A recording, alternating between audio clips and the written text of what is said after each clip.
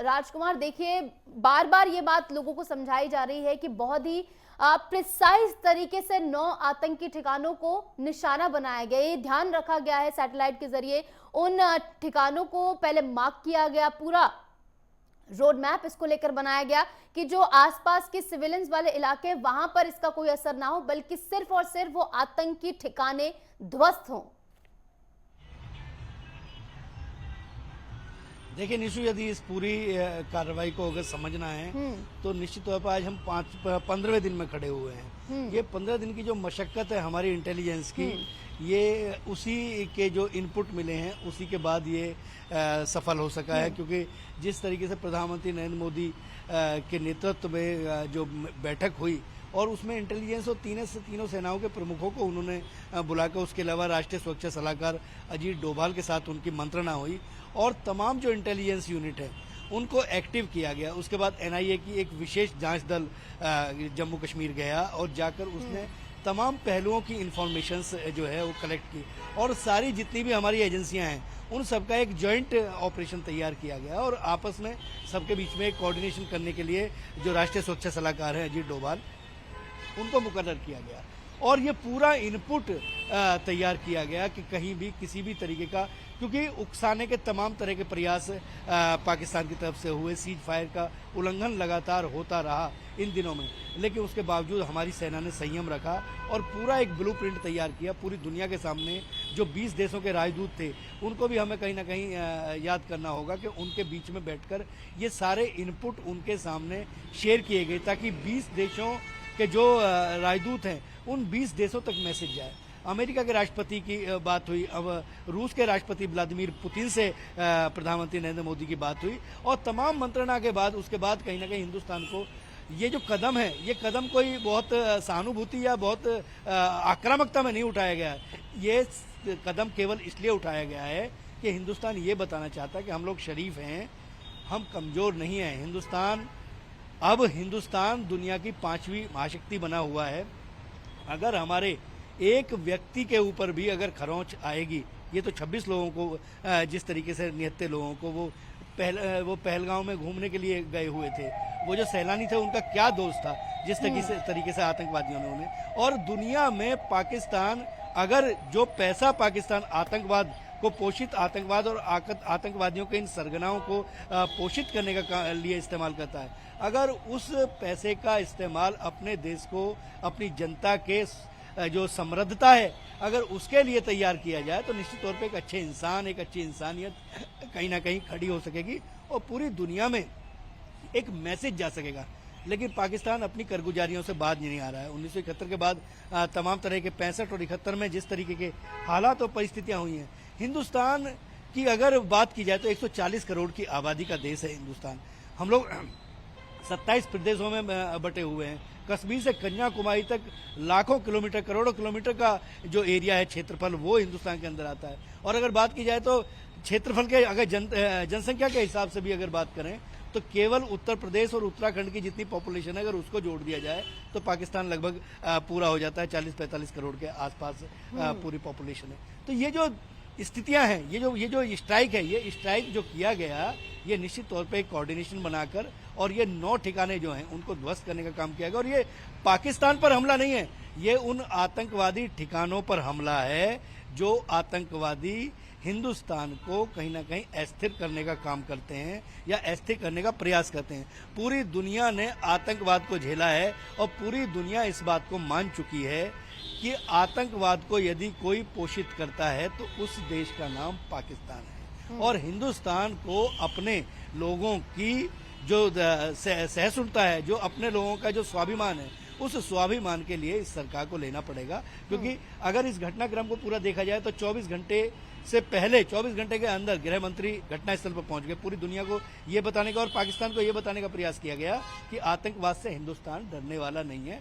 और एक जब गृह मंत्री अगर किसी स्थिति में घटनास्थल पर पहुंच जाए तो तमाम इनपुट थे, उन इनपुटों के बाद तमाम एक ब्लूप्रिंट तैयार किया गया।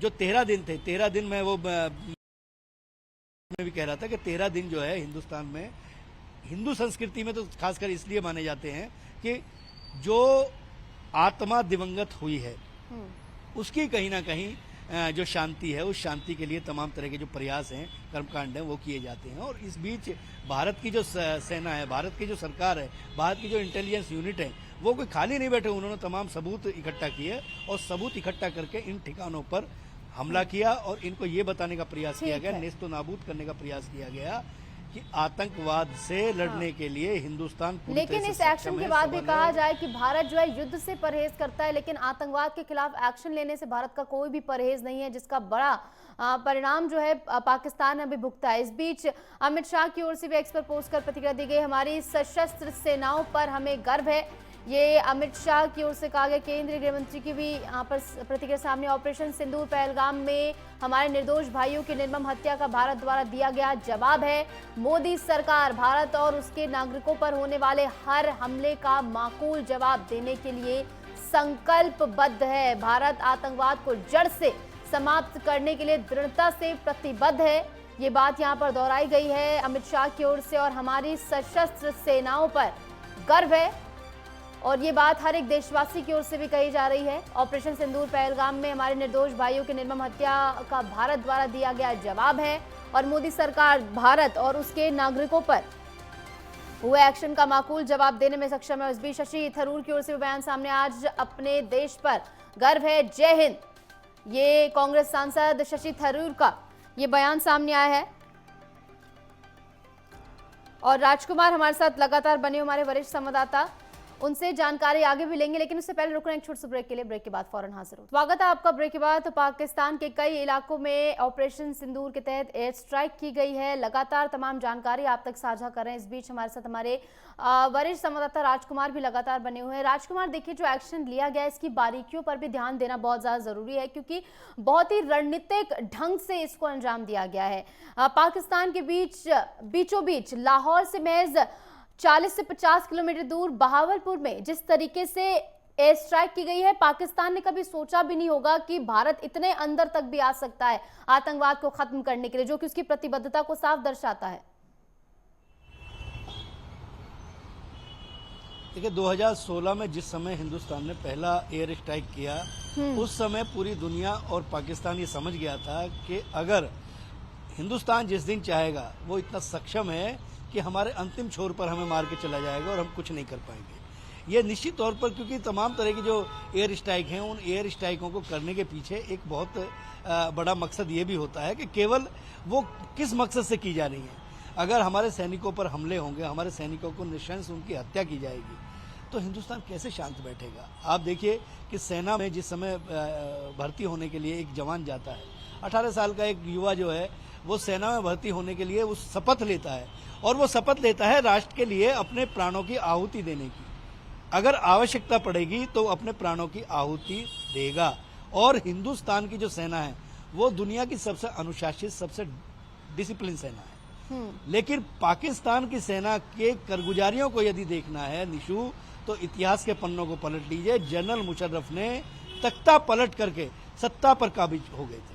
वहां के जनरल जो है, वहां जब आर्मी चाहती है तब वहां की संवैधानिक और जनता की चुनी हुई सरकार को नेस्तो नाबूद करके, उखाड़ करके उस पर आसीन हो जाते हैं। तो आप ये सोच के देखिए कि किन परिस्थितियों में वो पाकिस्तान चल रहा होगा, जहां के जनरल जो है वो चुनी हुई सरकार को उखाड़कर सत्ता को हासिल कर ले। आईएसआई पूरी दुनिया में इस बात के लिए जानी जाती है कि आतंकवादी संगठनों को, चाहे वो लश्कर-ए तैयबा हो, चाहे वो और हिजबुल मुजाहिदीन जैसे संगठन हो, इन संगठनों का काम क्या है? इन संगठनों का काम केवल वहां के युवाओं को बरगलाकर आतंकवाद के लिए प्रेरित करना, उनके हाथों में हथियार थमाना।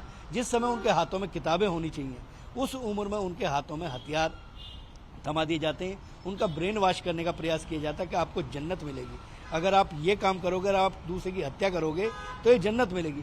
जबकि हिंदुस्तान क्या सिखाता है, हिंदू संस्कृति क्या सिखाती है कि अगर हम किसी के लिए अपने अगर पेट की रोटी अपना अगर 2 रोटी हमारे पास हैं और हमारा पड़ोसी अगर भूखा है तो हम 1 रोटी उसको भी दें ताकि वो भूखा ना सोए। तो बांट कर चीजें करना, ये कोरोना काल के दौरान पूरी दुनिया ने हिंदुस्तान की सहृदयता को देखा कि अपने पेट को काट कर, मतलब जो हमें आवश्यकता थी उस समय एक जो ड्रॉप थी वो ड्रॉप जो थी वो आदमी की जीवन रक्षक जो व्यवस्था है उससे जुड़ी हुई थी, और तमाम जो व्यवस्थाओं को बनाकर उस समय भी प्रधानमंत्री नरेंद्र मोदी ने ये निर्णय लिया कि नहीं, हमारे जो पड़ोसी, हमारे जो मित्र देश हैं, हम उनकी भी मदद करेंगे, और उसमें पाकिस्तान भी शरीक था। लेकिन एहसान फरामोशी क्या होती है? एहसान फरामोशी ये होती है कि हिंदुस्तान की सरजमी पर घूमने के लिए देश के अन्य इलाकों से सैलानी जाते हैं और उन निहत्थे सैलानियों को गोलियों से भून दिया जाता है, और उसमें पाकिस्तानी इनपुट, उन आतंकवादियों को पोषित वो हथियार जो थे वो वहाँ से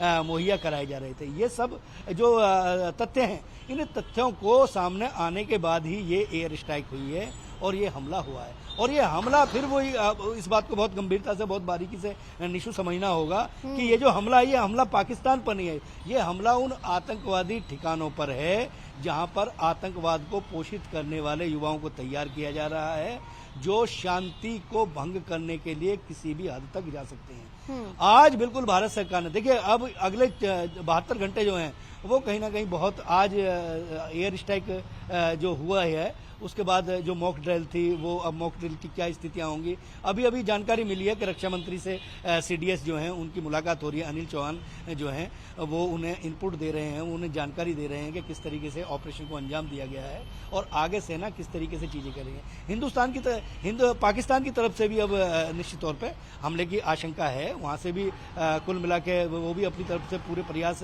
करेंगे, और इसके लिए हिंदुस्तान की सेना जो है उसको सजग, सबल और सक्षम करने के लिए तमाम तरह के प्रयास चल रहे हैं। दिल्ली का जो आज माहौल है, दिल्ली का जो टेम्परेचर है, आज निश्चित तौर पर गर्म रहेगा।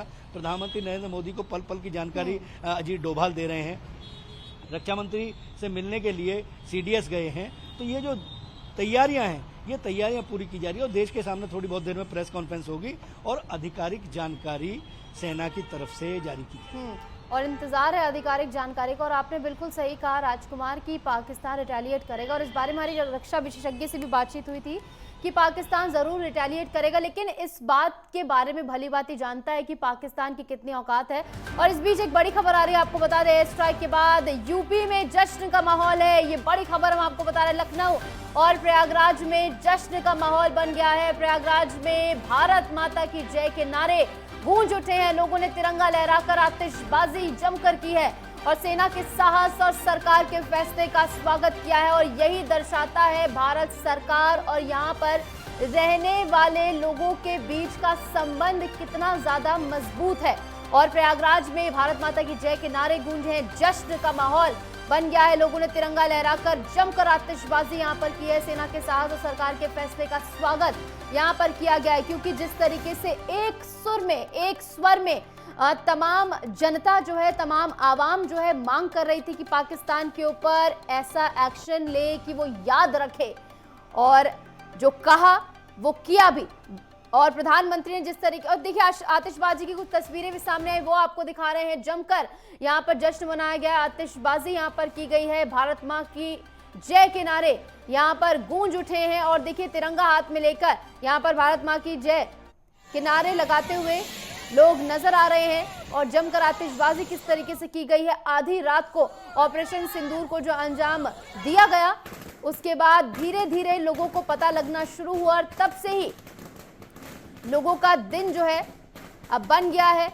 और देखिए तस्वीरें अपने आप में बहुत ही ज्यादा दिल को संतुष्टि देने वाली, क्योंकि देखिए भारत सरकार और यहाँ पर रह रहे लोगों के बीच किस तरीके से संबंध और ज्यादा प्रगाढ़ हो रहे हैं, किस तरीके से भारत सरकार के हर एक फैसले के साथ जनता खड़ी हुई है और जनता की सुनी भी जा रही है सरकार की ओर से। क्योंकि लगातार एक सुर में, जैसे कि हम बार बार कह रहे हैं, मांग की जा रही थी जनता की ओर से कड़ा एक्शन लिया जाए, पाकिस्तान के खिलाफ हर एक आंसू का बदला लिया जाए। बर्बर आतंकी हमले को अंजाम जो पहलगाम की बेशरम घाटी में दिया गया, उसका माकूल जवाब पाकिस्तान को दिया जाए। और जवाब ही नहीं, अब भारत ने पाकिस्तान के अंदर घुसकर पाकिस्तान के बीचों बीच लाहौर से महज 40 से 50 किलोमीटर दूर बहावलपुर में जिस तरीके से भारत ने एयर स्ट्राइक की है, प्रिसाइज तरीके से, क्योंकि भारत ने अपनी इस रणनीति से ये भी दिखा दिया है कि युद्ध नहीं चाहता है, युद्ध से दूर है भारत, लेकिन युद्ध से परहेज के साथ साथ पाकिस्तान में जिस तरीके से आतंकवाद पोषित हो रहा है और उस आतंकवाद से भारत में किस तरीके से उसे अस्थिर करने के प्रयास किए जा रहे हैं, इसको सहने के लिए भी भारत तैयार नहीं है। इस बीच राकेश टिकैत की ओर से क्या कुछ कहा गया है वो भी आपको सुनवा देते हैं कि फौज कोई कार्रवाई करे और फौज ने कार्रवाई करी, अपना कोई नुकसान नहीं हुआ और हमने स्ट्राइक वहां पे की, 9 जगह वहां पे हमले करे और उनके जो कैंप थे वे ध्वस्त करे और आगे भी इस तरह के कैंप जो कहीं पे भी हो उनको ध्वस्त करने का काम फौज करे। हमारी इंटेलिजेंस वे रिपोर्टें करें और ये कैंप ध्वस्त होने जरूरी है। यूनियन के अध्यक्ष को आप सुन रहे थे, जहां पर उनकी ओर से भी कहा गया है कि 9 आतंकी ठिकानों पर जो एयर स्ट्राइक भारत की ओर से की गई, कहीं ना कहीं ये बहुत ज़रूरी भी थी और जो एक्शन लिया गया है वो अपने आप में बहुत ही ज़्यादा सराहनीय भी है। और इस बीच हमारे साथ लगातार राजकुमार बने हुए हैं। राजकुमार, देखिए देश भर से तस्वीरें जो है अब सामने आनी शुरू होंगी। फिलहाल यूपी से जश्न की तस्वीरें सामने आई हैं कि लोग जश्न मना रहे हैं, भारत माता की जय के नारे लगा रहे हैं और आतिशबाजी जमकर की जा रही है। निशु, पहले मैं एक अपडेट और दे दूं। अभी जानकारी मिली है कि गृह मंत्री अमित शाह ने फोन करके जम्मू कश्मीर के मुख्यमंत्री उमर अब्दुल्ला को बात की है और उन्होंने हर संभव मदद और इस समय वहां के हालात और परिस्थितियों के बारे में तमाम जानकारियां दोनों नेता जो है वो आपस में संवाद में हैं। तो ये एक बहुत बड़ी जानकारी है कि दिल्ली के साथ जम्मू कश्मीर जुड़ा हुआ है, जम्मू कश्मीर के आवाम के साथ बिल्कुल पूरी तरीके से, क्योंकि ये जो चोट थी ये चोट हिंदुस्तान के साथ साथ जम्मू कश्मीर के आवाम पर भी थी। वहाँ पे चुनी हुई सरकार थी, वो चुनी हुई सरकार का फेलियर रहा। विधानसभा के अंदर खड़े होकर उमर अब्दुल्ला ने इस बात को स्वीकार किया कि निश्चित तौर पर मैं उन लोगों की हिफाजत नहीं कर पाया और उसके लिए मैं शर्मिंदा और इसकी सराहना भी की गई कि जिस तरीके से राजनीति से परे हटकर उनकी ओर से तमाम बातें कही गई वो साफ दर्शाती हैं कि वो कहीं ना कहीं बेहद भावुक थे और महसूस कर रहे थे। बहुत जरूरी हो जाता है ऐसे समय में बात करना। और एक तरफ कांग्रेस के नेता हैं राशिद अल्वी, वो किस तरीके के बयान इस तरीके से दे रहे हैं, पूरे देश में उनके बयान की भत्सना हो रही है। आज सुबह जिस समय लोगों को ये पता लगा, क्योंकि रात को 1:30 बजे 1 बजे के बाद का ये ऑपरेशन था, सुबह 5 बजे के आसपास जब लोग मॉर्निंग वॉक पर गए तो मैं भी नोएडा में 1-2 जगह मैंने देखा, वहाँ पर लोगों को जश्न का माहौल बनाते हुए लोग बहुत खुश थे। और दिन क्या होता था, वहाँ पे लोग अपना घूमने फिरने के बाद आपस में एक दूसरे के संवाद की बात कर रहे थे, लेकिन हर जगह ये स्ट्राइक जो हुई है इसी की बात थी, हिंदुस्तान की बात थी और हिंदुस्तान की सेना के पराक्रम की बात थी। तो ये हौसला जो है, ये हौसला बहुत बड़ी चीज होता है। जिस तरीके से आपने बताया कि उत्तर प्रदेश हिंदुस्तान के सबसे बड़ा प्रदेश है, सबसे बड़ी जनसंख्या, सबसे बड़ी आवाम, सबसे बड़ी आबादी वहाँ रहती है और एक विशेष समुदाय के लोग भी वहाँ बहुत रहते हैं। अगर पश्चिमी उत्तर प्रदेश की बात करें और लखनऊ की बात करें तो बहुत बड़ी तादाद में वहाँ मुस्लिम वर्ग के लोग हैं और वहाँ पर अगर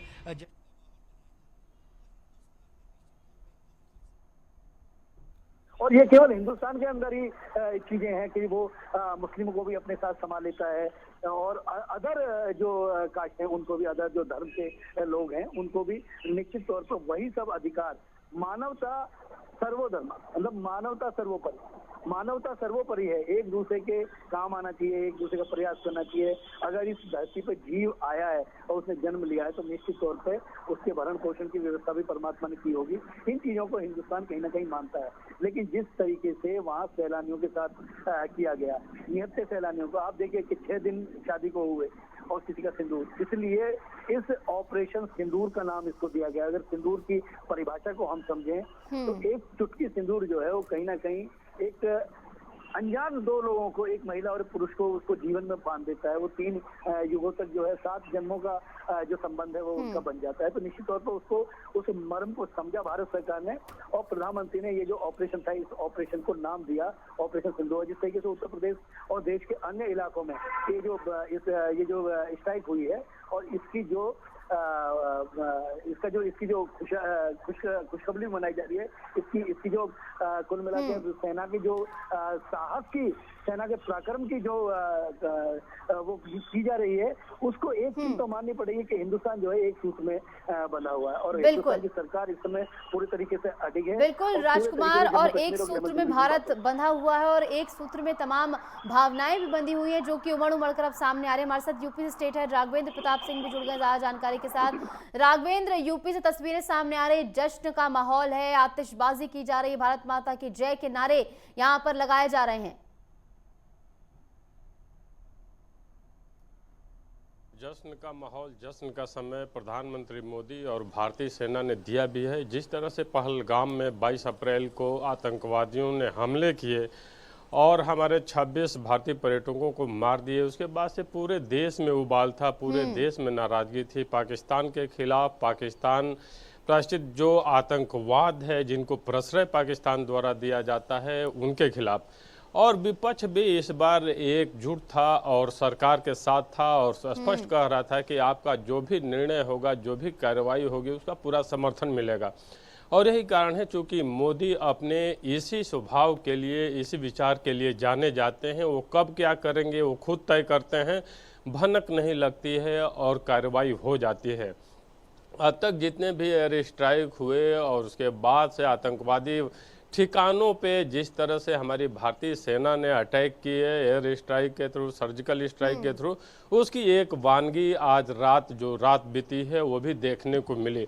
ऑपरेशन सिंदूर नाम दिया गया। आपने देखा होगा जब पहलगाम में हमला हुआ तो कुछ महिलाएं ऐसी भी थीं जो बहुत कम दिनों की, किसी की 6 दिन, किसी की 3 महीने पहले शादी हुई थी और वो विधवा हो गई। उसके बाद से उन महिलाओं ने भी कहा था कि हमें बदला चाहिए, हमें सिंदूर की कीमत का बदला चाहिए। और भारत सरकार और सेनाओं की तरफ से भी ऑपरेशन सिंदूर नाम दिया गया। प्रधानमंत्री मोदी जुड़े रहे रात भर सेनाओं से और बातचीत करते रहे और आपने सिंदूर के माध्यम से तीनों सेनाओं ने जिस तरह से पाकिस्तान में 7 शहरों के 9 ठिकानों पे जो आतंकवादी ठिकाने थे उन पे एयर स्ट्राइक किए और सैकड़ों लोगों के मारे जाने की खबर है। पाकिस्तान में खलबली है और शायद पाकिस्तान में मची खलबली ही हिंदुस्तान में खुशी का क्षण है, क्योंकि आतंकवादियों पे जिस तरह से एक करारा प्रहार भारतीय सेना द्वारा दिया गया, हर भारतीय खुश है। सोशल मीडिया से लेकर सड़कों तक जश्न का माहौल है,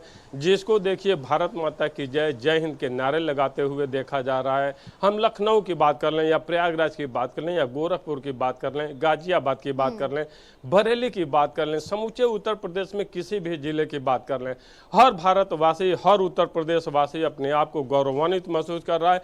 भारतीय सेना की जय जयकार कर रहा है, भारत माता की जय, जय हिंद की भारतीय सेना, और नारे लगाते हुए देखा जा रहा है। मिठाइयाँ बट रही हैं, आतिशबाजी हो रही है। उत्तर प्रदेश के मुख्यमंत्री योगी आदित्यनाथ ने भी एक्स पे पोस्ट करके बधाई दी है, भारतीय सेना को बधाई दी है, भारत सरकार को शुभकामना दी है, क्योंकि मोदी कहते हैं कि जब हमारा सशक्त नेतृत्व होता है और सामरिक रूप से हम सक्षम होते हैं और कूटनीति के मामले में भी हम जब प्रबल होते हैं तो ऐसे ही परिणाम देखने को मिलते हैं। इधर भारतीय सेना ने एयर स्ट्राइक किया और उधर अमेरिका की तरफ से बयान भी आया कि पाकिस्तान भारत पे हमला करने के लिए सोचे भी नहीं, हिमाकत भी न करे। भारत को अधिकार था कि आतंकवादी घटनाओं का बदला ले और भारत ने आतंकवादी घटनाओं का बदला लिया है, पहलगाम हमले का बदला लिया है। तो कहा जा सकता है कि मोदी के नेतृत्व में हमारी सामरिक शक्ति जिस तरह से बढ़ी है, कूटनीति और विदेश नीति के मामले में भी भारत ने एक लंबी छलांग लगाई है और उसी का देन है कि भारत की तीनों सेनाओं ने जिस तरह का एयर स्ट्राइक किया, हर भारतवासी, हर उत्तर प्रदेशवासी आज गौरवान्वित है, जश्न मना रहा है, भारतीय सेना की जय जयकार कर रहा है, मिठाइयाँ बट रही हैं, आतिशबाजी हो रही है। ये जश्न का माहौल, ये जो खुशियां हैं, ये भारतीय सेना ने देश को दिया है, देशवासियों को दिया है। हर देशवासी, हर उत्तर प्रदेशवासी गौरवान्वित है। कुछ अपडेट है बताइए। मिला है, रक्षा मंत्री राजनाथ सिंह प्रधानमंत्री से मिलने के लिए उनके आवास पर पहुंच रहे हैं और उनको ये जो स्ट्राइक हुई है, इस स्ट्राइक के बारे में पूरी विधिवत जानकारी देंगे। इससे पहले सीडीएस रक्षा मंत्री को मिले थे, रक्षा मंत्री को आधिकारिक जानकारी उन्होंने दी कि किस तरीके से ये जो स्ट्राइक है, इस स्ट्राइक को अंजाम दिया गया और अब प्रधानमंत्री को अवगत कराया गया, कराने के लिए रक्षा मंत्री उनके आवास पर पहुंच रहे हैं। किसी भी क्षण वो पहुंच सकते हैं। उसके बाद एक प्रेस ब्रीफिंग होगी प्रधानमंत्री का, जो क्लीन चिट है वो मिलने के बाद। उसके बाद उसमें विदेश मंत्रालय और रक्षा मंत्रालय की तरफ से 2 महिला अधिकारियों को उसमें डिप्यूट करने की जो जानकारी है वो सूत्रों के हवाले से मिल रही है कि जो महिला अधिकारी हैं उनमें एक महिला अधिकारी जो है वो विशेष समुदाय से होंगी, जो इस शौर्य गाथा को जनता के सामने और देश के सामने रखेंगी। बिल्कुल, और इत्मीनान से बैठे हैं सभी की शौर्य गाथा की जो जानकारी है पूरी साझा की जाएगी और देखना होगा क्या कुछ वो माइनर डिटेल्स इसमें निकलकर सामने आती, क्योंकि अभी भी जो है छनी हुई जानकारी निकलकर सामने आ रही है कि छन छन कर थोड़ा थोड़ा निकलकर 80 से 90 लोगों के वहां पर मौत होने की सूचना आई है, लेकिन पूरी और एकदम लेजिट जानकारी है वो आना अभी बाकी है और इंतजार है। बोलिए राजकुमार। अभी अभी एक और जानकारी मिली है कि बॉर्डर पे जो है अलर्ट घोषित कर दिया गया और सैनिक बलों के जितने जवान हैं उनकी सबकी छुट्टियां रद्द कर दी गई हैं। उनको वापस अपनी पोस्ट पर 24 घंटे के अंदर रिपोर्ट करने के निर्देश जो है वो सरकार की तरफ से दिए गए। बिल्कुल, अब हाई अलर्ट होना लाजमी भी है क्योंकि जिस तरीके से अभी भारत की ओर से एक्शन लिया गया है तो दबाव में होगी पाकिस्तानी सरकार के रिटेलिएट करना है, लेकिन अपनी औकात से भली भांति वाकिफ है कि किस तरीके से कितने दिन पाकिस्तानी सेना जो है टिक पाएगी। अनुमान के मुताबिक महज 4 दिन का जो है ईंधन पानी पाकिस्तान के पास है भारत के सामने टिकने के लिए। राघवेंद्र, आपके पास आऊंगी। राघवेंद्र, देखिए इस हमले के जरिए जो सीएम योगी आदित्यनाथ ने भी एक बयान दिया था कि जिस भाषा में वो समझे उसी भाषा में उसे समझाया जाए, क्योंकि लातों के भूत बातों से तो नहीं मानते हैं। तो कहीं ना कहीं सीएम योगी आदित्यनाथ ने जो बात कही थी वो भी यहाँ पर सच साबित हुई है। देखिए निशु, सीएम योगी आदित्यनाथ ने सदन में एक बार बयान दिया था कि माफियाओं को मिट्टी में मिला देंगे और उसके बाद से जो जिस भाषा में समझेगा उसको उस भाषा में हम सिखाएंगे, या एक हाथ में माला एक हाथ में भाला, एक के बदले 10। ये सीएम योगी आदित्यनाथ के उस समय के भी बयान हुआ करते थे जब वो गोरखपुर से सांसद हुआ करते थे, सड़क से लेकर संसद तक जब संग्राम किया करते थे।